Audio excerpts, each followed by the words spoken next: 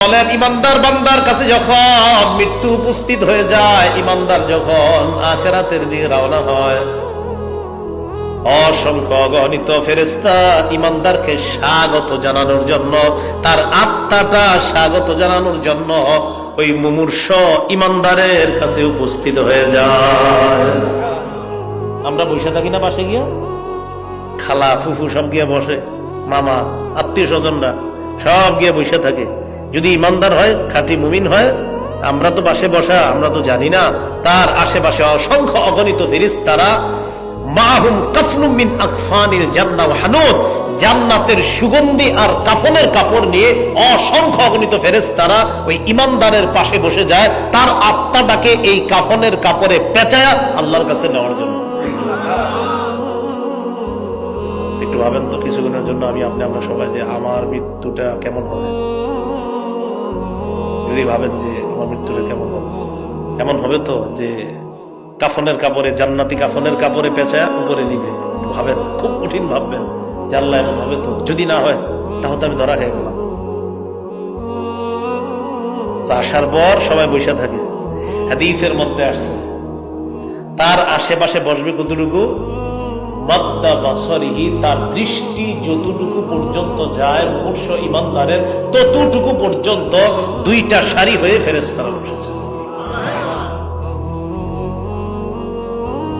সুম্মা জাআহু মালাকুল মাউত ইনদা রাসিহি, এরপর মালাকুল মাউত তার মাথার কাছে আসে। মালাকুল মাউত বলেন কে? এটাই বলবেন এখন থেকে সবাই, এটাই বলবেন, বলবেন মালাকুল মাউত। বলেন আত্মা নেয় কে? আবার বলেন আত্মা নেয় কে? এটাই বলবেন। কুল্লিয়া তাওয়াফাকুম মালাকুল মাউতিল্লাযী বুকিলা বিকুম, তোমাদেরকে মৃত্যু দেয় যে মালাকুল মাউত, মৃত্যুর ফেরেশতা, আল্লাযী বুকিলা বিকুম, যাকে তোমাদের জন্য নিযুক্ত করা হয়েছে। বলেন মালাকুল মাউত কে? তো তিনি এসে যায়, উপস্থিত হয়ে যায়, মাথার কাছে বসে। বসার পর ওই ইমানদার বান্দার আত্মাকে সুন্দর করে বলে, আইয়াতুহান নাফসুল হামিদা, হে প্রশংসনীয় আত্মা, উখরুজি, তুমি সুন্দরভাবে বের হয়ে আসো।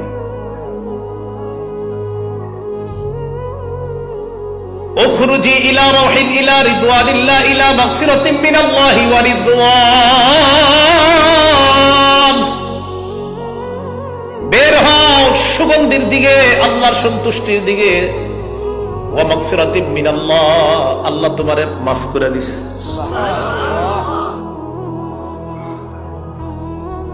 আত্মাটা আস্তে আস্তে বের হয়। নবীজি বলেন, আচ্ছা না থাকলে নেই, না থাকলে নেই, একটু দেখানোর জন্য। সিলু কামা তাসিলুল কতরাতু মিন ফিস সিকা, এই দেখেন গ্লাসের পানির ফোঁটা, শেষের ফোঁটাগুলো আস্তে আস্তে পড়ে না, একটু একটু থাকলে।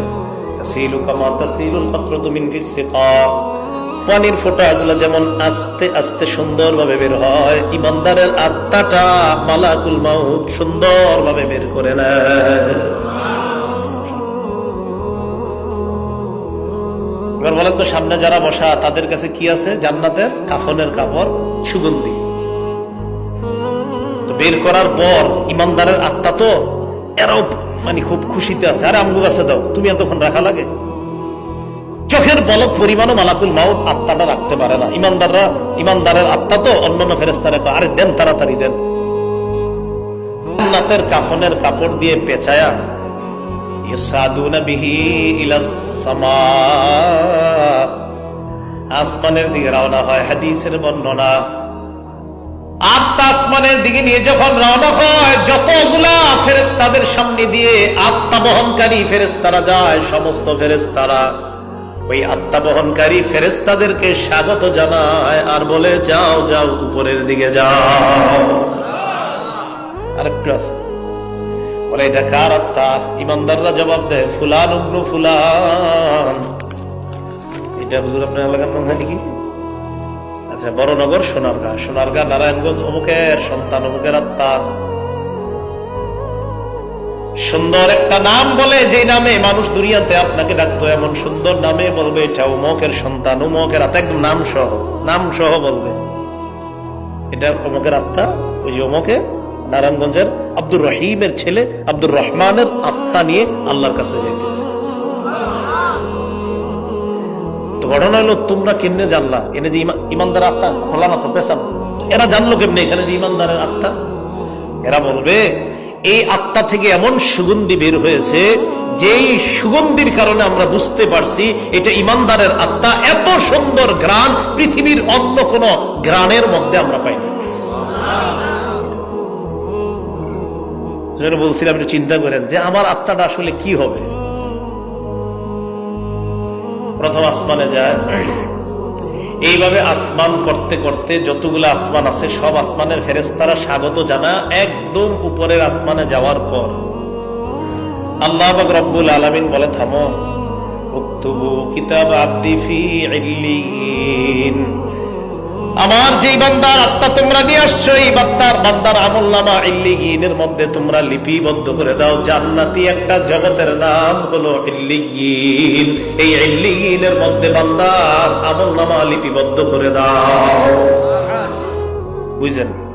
দেহ কই? দেহ জমিনে, আত্মা উপরে, দেহ জমিনে। এখন দেহরে আমরা কবর দিব, তো দেহটারে যখন কবরের কাছে নিয়ে যাবো আমরা, আরো ফেরেশতারা কবর পর্যন্ত দাঁড়ায় আছে, হযরতকে স্বাগত জানায় জানায় কবরে নিয়ে যায়। ইমানদার তো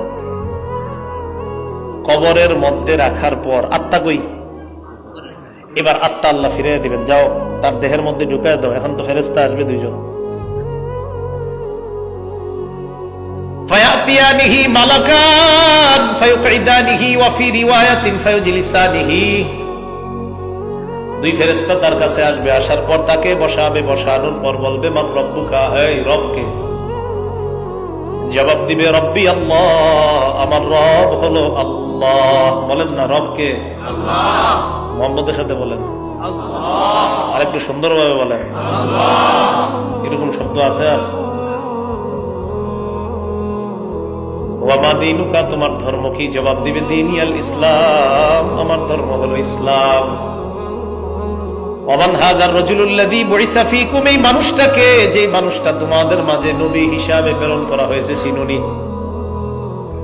তিনি জবাব দিবে হাযা মুহাম্মাদুন সাল্লাল্লাহু আলাইহি ওয়াসাল্লাম, তিনি হলেন মুহাম্মদ সাল্লাল্লাহু আলাইহি ওয়াসাল্লাম। এই কথা বলার পর আল্লাহ বলবে প্রশ্ন করার দরকার নেই, আন সাদাকা আবদি, আমি সত্যায়ন করলাম আমার বান্দা যা বলছে সত্যি কথা। বলেন আমরা হেরে কি পরায় কবরে রাখছি? কি পরায়? নাকি পাঞ্জাবি কাফনের কাপড়? আল্লাহ পাক রব্বুল আলামিন বলবেন এক কাজ করো, আফরিশুহু মিনাল জান্নাহ। বান্দা মাটির মধ্যে কেন থাকবে? কবরের মধ্যে জান্নাতের বিছানা বিছায়া দাও। ওয়ালবিসুহু মিনাল জান্নাহ, মানুষ কি একটা কাপড় দিয়ে দিছে, জান্নাতের পোশাক পরায়া দাও। ওয়াফতাহু লাহু বাবান ইলাল জান্নাহ, জান্নাত পর্যন্ত কবর থেকে একটা দরজার ব্যবস্থা করে দাও। অন্য বর্ণনা আসছে নাজ নেয়ামত গুলা দেখবে, দেখার পর হঠাৎ দেখবে হুররা নাচানাচি করে,